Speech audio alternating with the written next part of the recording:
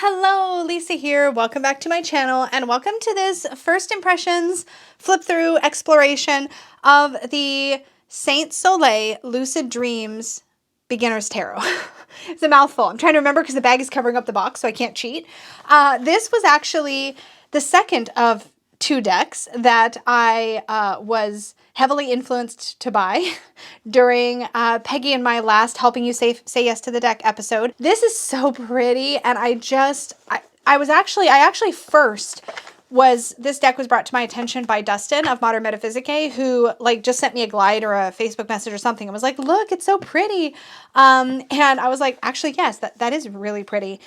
The thing about this deck, it's not entirely my aesthetic, but it's shiny and it's pretty and it has lots of keywords. And I actually think it's useful on this channel to also talk about decks that could make really, really good beginner's decks. And this deck does specifically calls itself the Lucid Dreams Beginner's Tarot with Keywords by Saint Soleil. And I was like, okay, well, let's see. First thing I noticed is that the guidebook is a little bigger than the box, so it doesn't actually fit inside the box with the cards. I'm kind of okay with that. I actually really like the way this feels. It looks like it's a perfect bound guidebook. It has some gold detailing on it. You'll notice that gold detailing is definitely a hallmark of this particular deck. I'm going to set the guidebook aside. We'll deal with that separately. As a beginner's tarot, this does excite me though, because it looks like it might be pretty comprehensive, which is exciting. So the box this comes in feels really nice. It's like a really nice matte. Oh, it's like a linen. It's like a linen finish with beautiful gold details on it. And it's one of those magnetic flip open boxes, which I do like. It's a little tight in this spot right here. This may seem like no big deal. I play with a lot of decks. I feel like that will loosen over time. It could just be that the paper was wrapped a little tight in that spot. It does bug me just a little bit. I kind of wish, what I like about magnetics is when they actually open where they're not glued right here, so they open like all the way out, so it opens kind of flat. That's my favorite. This is a little awkward, but that's a minor little beef. I might even not keep them in the box. I might put these, what I'm kind of thinking right now is I might put these in one of Peggy's divided bags. In fact, let me show that because I want to see if it'll actually fit properly. I've got one here because I keep my, this is an older one, but I do keep my Deviant Moon Tarot and my Deviant Moon Paradoxical in one of Peggy's divided bags.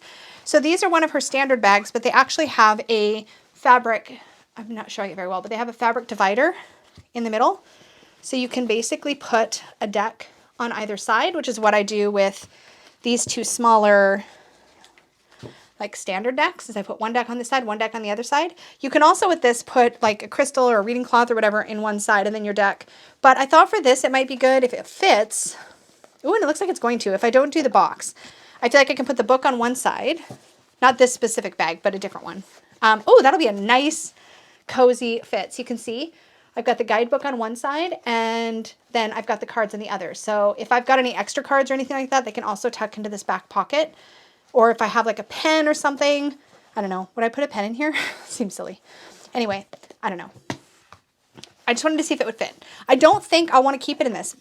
Just because it seems awkward, right? Is it awkward? I feel like the magnetic ones don't usually have glue right there. Anyway, so it's a little fiddly thing that doesn't matter. I'm going to put this away.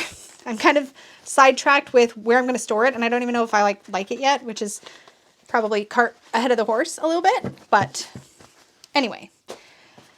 So there was a few things that caught my attention about this. I do think it's aesthetically a really, really pretty deck, and I will admit being completely seduced by the production quality.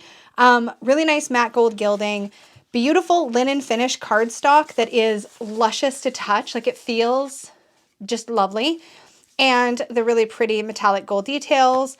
It's going to be fun to shuffle. It's the kind of deck that will hold up really well. And I want to point that out too. As a beginner's tarot, if you were the type of person that you were like, I want to learn tarot, I want to pick up one deck, I want to make it easy for myself, provided, and this is very much provided because we haven't gone through the fronts of the cards yet, but a deck that is linen finish is going to hold up much like a playing card deck will. So it's meant for use. You're going to be able to shuffle and play with something like this for a long, long time.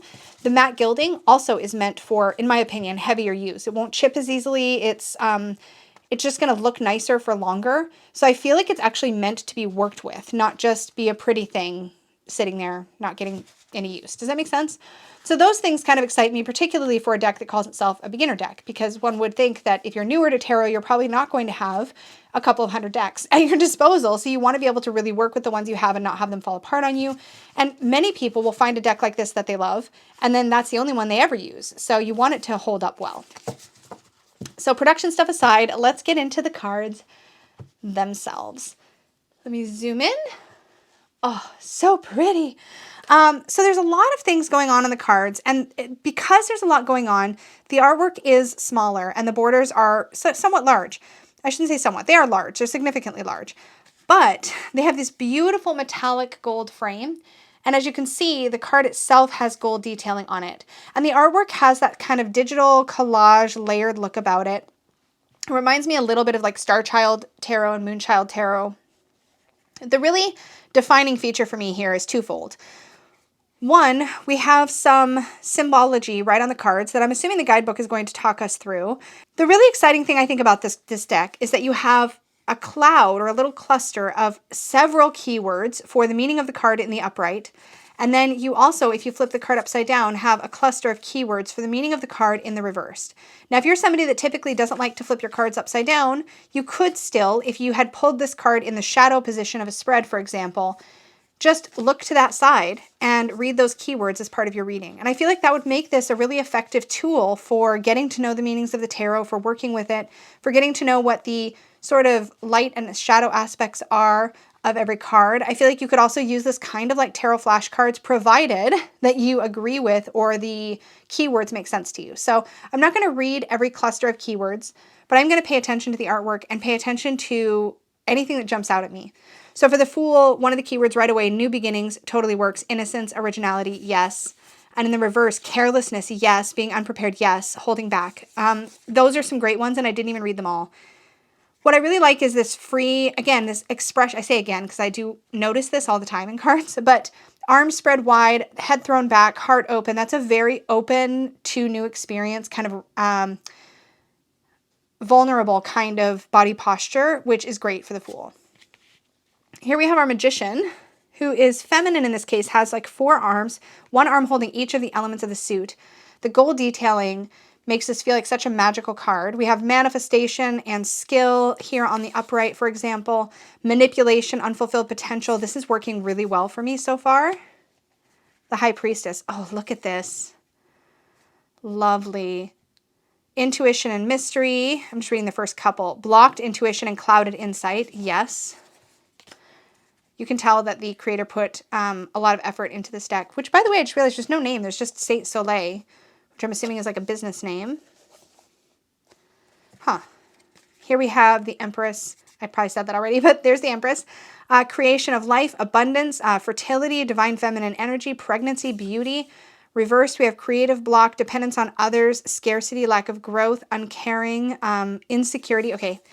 I need to not get locked up in these, but so far they're working. And I feel like when there's a cluster, this is the beautiful thing. When it's not just one keyword, I know I teach the single keyword method in my Tarot with Training Wheels because I don't want people to get overwhelmed. And actually, since we're talking about a beginner tarot deck, I should mention that Tarot with Training Wheels is a full learn to read tarot kind of from scratch sort of deal.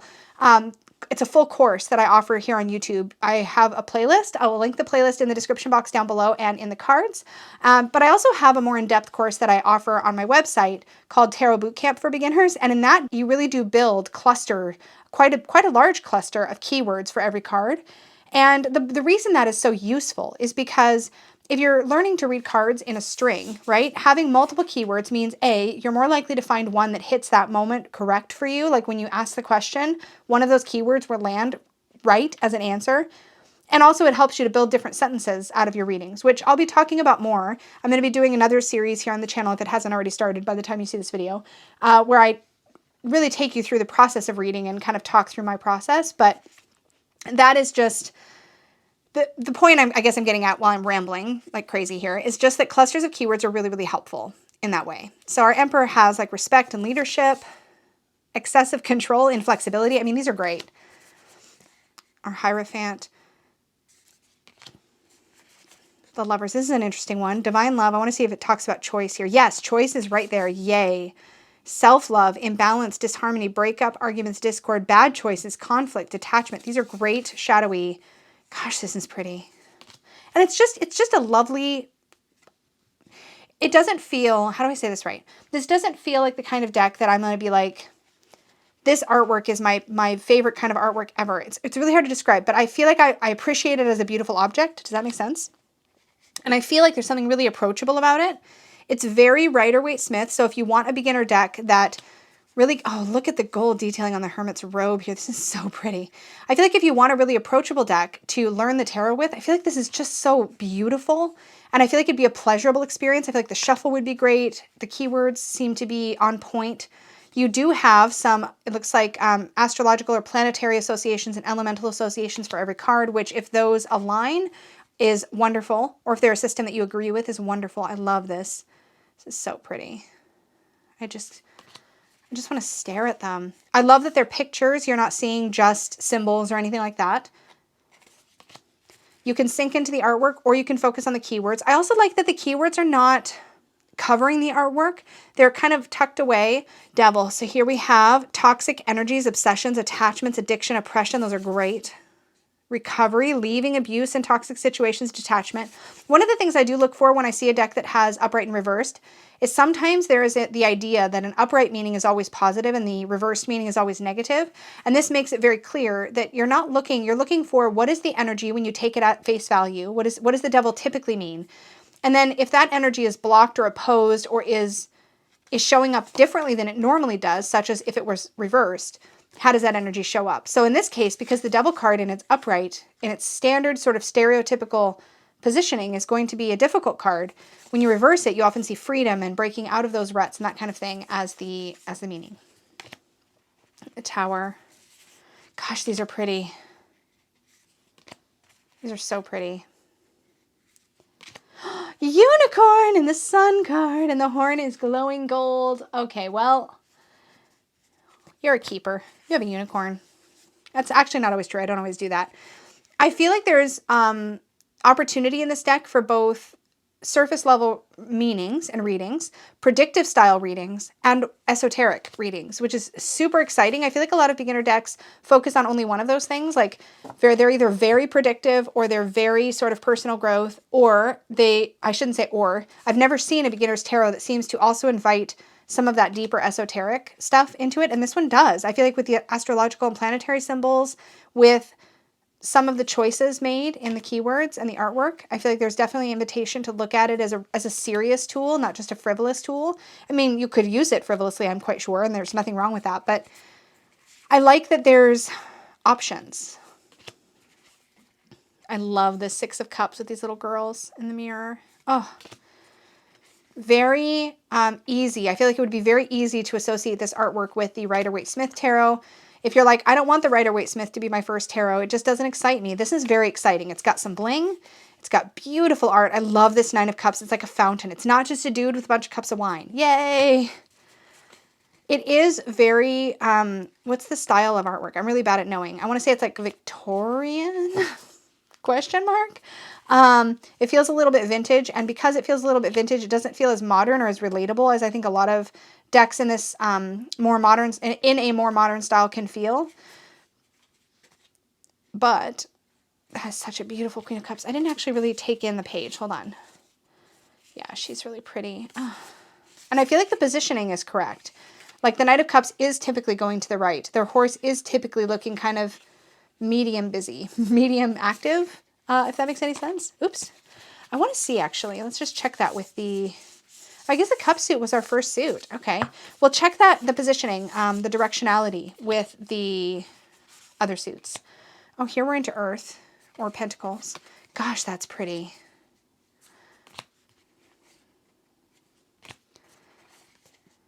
Collaboration, teamwork. These are some of my favorite keywords.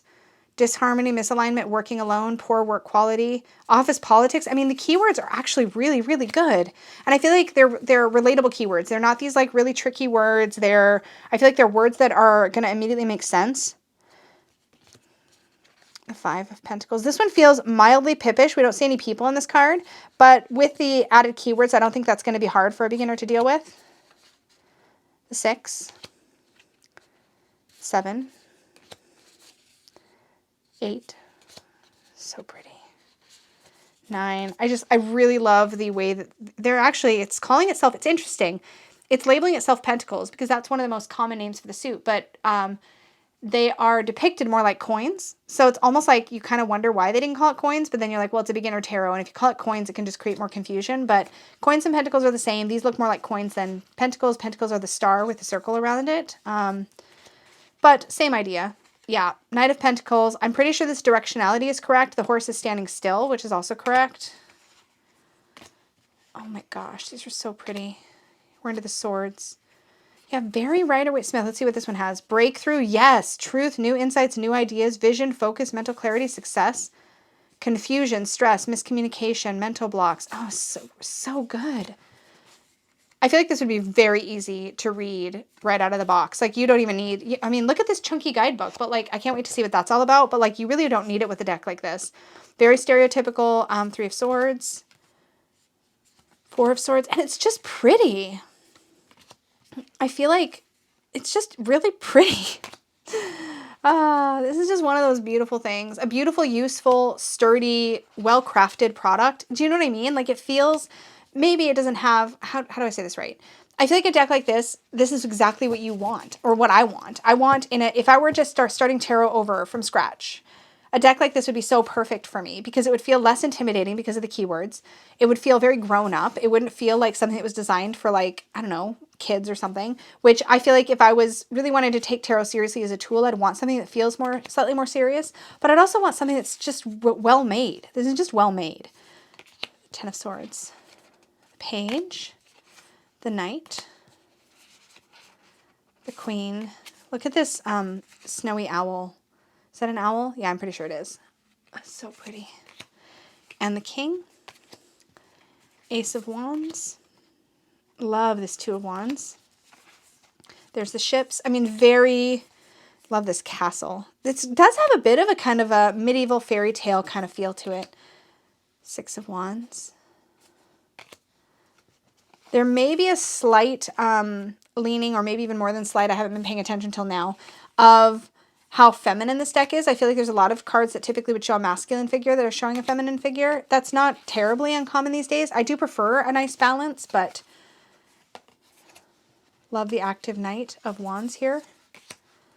Queen and King. Okay, I cannot wait to shuffle this. So we're going to shuffle it because I can't wait. It's going to be a satisfying shuffle. I can feel it. And it's linen, and linen always shuffles just beautifully. Oh yeah. Perfection for a shuffle. It's just lovely. The gilding makes it just feel a little bit stiffer, but this will break in really, really nicely. It's not as thin as some linen decks are, so if you're used to a thinner linen, this might feel a little bit stiffer, chunky at first, but it has a really lovely bend. And again, linen is really meant to hold up, so I feel like this is going to feel like a really well-made deck. Okay, I'm going to set it to the side because I just want to see what the book's all about. Here's the table of contents if anybody wants to pause and take a gander. We have an intro, a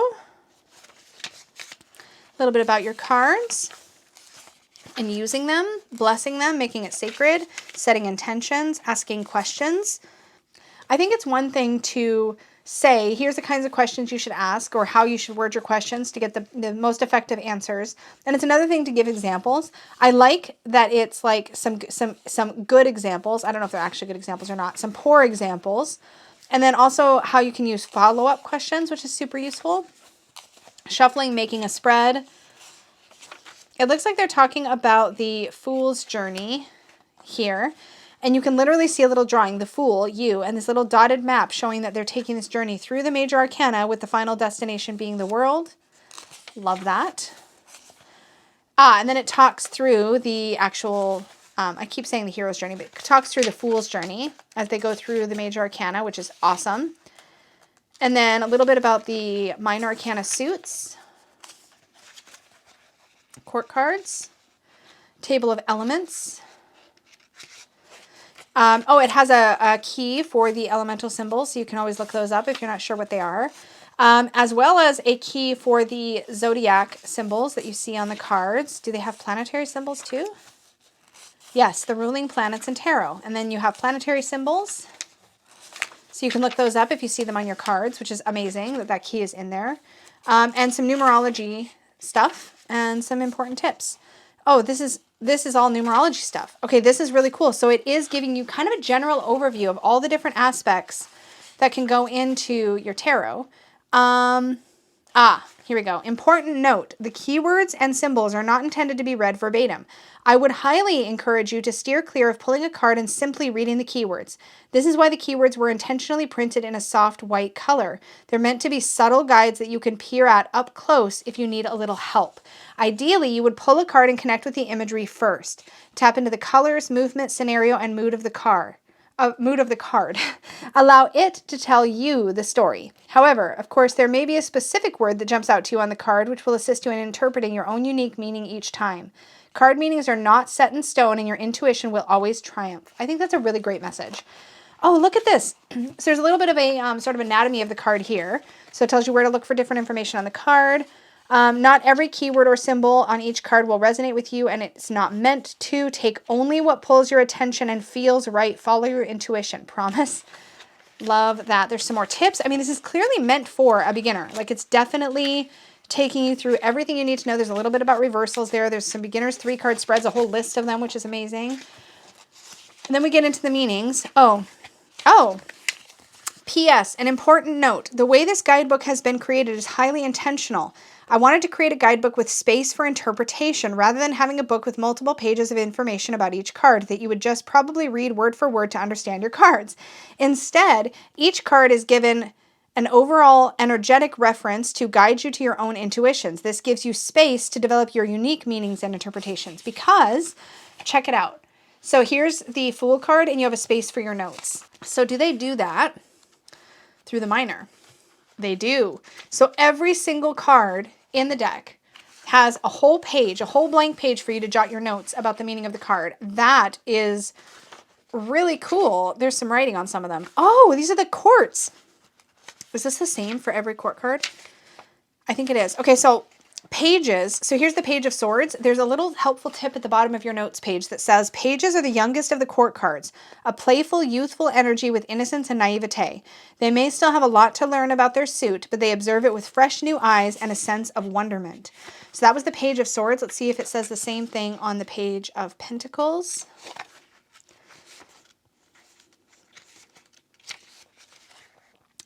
Yep. So it also has a little note like that to explain the Knight, the Queen, and the King. And then after you get through the entire deck, there's some final word. Oh, Britta. The creator's name is Britta. There we go. And then there's space for some additional notes. So title, notes, title, notes, title, notes. So there's some of these empty pages in the back where you can add some additional stuff. I do genuinely feel, just looking through that this deck is really intended to be used and broken in and written in and worked with and like to be a tool. It feels like it was crafted to be a tool. I feel like it was well made to be a tool. It feels like the details weren't overlooked. Things like having note pages here or having the keywords not be so bold that they pop out at you right away, that you have to kind of look closer to see them. You can really focus on the image. A lot of thought went into this, and I think it's really exciting the way that it was put together. Let's do a sample draw so I can just see what a page of text from the guidebook kind of feels like. So here we have, oh, it's my significator. It's the Page of Cups. That's amazing. So let's just pull the Page of Cups real quick and see. The Page of Cups is open to new ideas, especially ones that stem from intuitive inspiration. It represents the unexpected inspiration that comes to us and the willingness to explore them. It symbolizes persistence, as this is the only way that you can make your dreams come true. Zodiac, it says NA. Element is water. Planetary ruler, NA. NA being like not available. Upright, quick read. Love, fresh perspective on relationship. Awe and wonder at love and romance. Career, finding a creative outlet or at work. Daydreams about career paths. Finance, unrealistic financial goals. Daydreams without putting in effort. It's not giving love and career as keywords. It's giving you a quick interpretation on a love question, a quick interpretation on a career, question and a quick interpretation on a financial question. So if you asked a financial question, it's kind of broken it up into 3 categories for you because most of our questions are often about love, career, and finance. So it gives you 3 possible interpretations based on those themes, and it does the same for reversals. So if this was a love question, then fresh perspective on relationship, awe and wonder at love and romance. If it was reversed, a shy, vulnerable partner, emotionally immature partner, insecurity, and romance. So even in the minor arcana, it breaks it down. So if it's a love question, it gives you an interpretation on love, career, an interpretation on career. So it's not just the court cards. It looks like it might do it through the majors. Yeah, the major arcanas, it does it as well. That is supremely useful and really, really cool. I'm definitely going to put this into a divided Peggy bag. I don't think I'm going to keep it in its main box. Let's do a little fan action. Just see. Oh yeah, because it's linen, and linen is like the best fan. It was a little wide. I want to do a tighter fan. There we go. Look at that. So pretty. I don't know why I love that. I don't really fan my cards any other time than for videos. It's just fun to do. So that, my friends, is the Lucid Dreams Beginner Tarot by Saint Soleil. Creator's name is Britta. That's really all I know. I am really excited to hear your guys' thoughts on this, particularly if you are somebody who is a beginner to tarot or new to tarot. I would love to hear what you think about how useful it is. It's easy for me as somebody who's been reading tarot for a long, long time to go, this looks like a great beginner deck. And I think I'm probably pretty on point, but like I haven't been a beginner, an actual beginner for a really long time. So I would love to hear from any actual beginners, self-proclaimed beginners out there. Does this look like a really good beginner deck to you? Even if the artwork isn't your style, just the way that it's put together, because that's the part that's really, really impressed me. So I'm excited to hear what you guys have to say about this one. Thank you all so much for watching. As always, please be sure and click the like button. It really helps the channel if you enjoyed the content you watched today or if you found value in it. Subscribe if you're new here, and don't forget to click that little notification bell so you're notified of all my future videos and live streams. Thank you all so much, and may your magic always shine from the inside out. Bye, guys!